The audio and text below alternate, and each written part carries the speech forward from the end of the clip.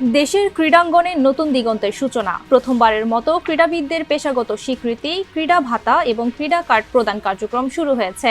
এর মাধ্যমে খেলোয়াড়দের অবদানকে আনুষ্ঠানিকভাবে মূল্যায়নের পাশাপাশি তাদের আর্থিক ও সামাজিক নিরাপত্তা নিশ্চিত করার উদ্যোগ নেওয়া হয়েছে। রাজধানীতে আয়োজিত এক অনুষ্ঠানে বিভিন্ন ডিসিপ্লিনের বর্তমান ও সাবেক ক্রীড়াবিদদের হাতে তুলে দেওয়া হয় সম্মাননা সনদ, ভাতা, সুবিধা এবং বিশেষ ক্রীড়া কার্ড। অনুষ্ঠানে উপস্থিত ছিলেন ক্রীড়া অঙ্গনের সংশ্লিষ্ট কর্মকর্তা, সংগঠক ও বিশিষ্ট ব্যক্তিরা। সংশ্লিষ্টরা বলেছেন, দীর্ঘদিন ধরে দেশের ক্রীড়াবিদরা জাতীয় ও আন্তর্জাতিক পর্যায়ে সাফল্য এনে দিলেও অনেক সময় প্রাপ্য মর্যাদা ও সুযোগ সুবিধা থেকে বঞ্চিত হয়েছেন। এই উদ্যোগ সেই শূন্যতা কিছুটা হলেও পূরণ করবে।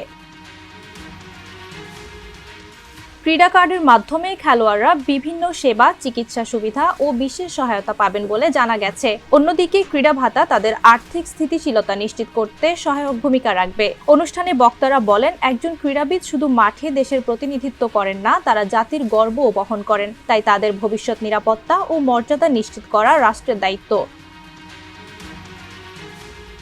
ক্রীড়াবিদরাও এমন উদ্যোগকে স্বাগত জানিয়েছেন। তারা বলছেন, এতে বর্তমান প্রজন্ম যেমন উৎসাহিত হবে, তেমনি নতুনরাও খেলাধুলায় ক্যারিয়ার গড়তে অনুপ্রাণিত হবে। দেশের ক্রীড়াঙ্গনকে আরও এগিয়ে নিতে এমন বাস্তবমুখী উদ্যোগ ধারাবাহিকভাবে চালু থাকবে এমন প্রত্যাশা সংশ্লিষ্ট সবার।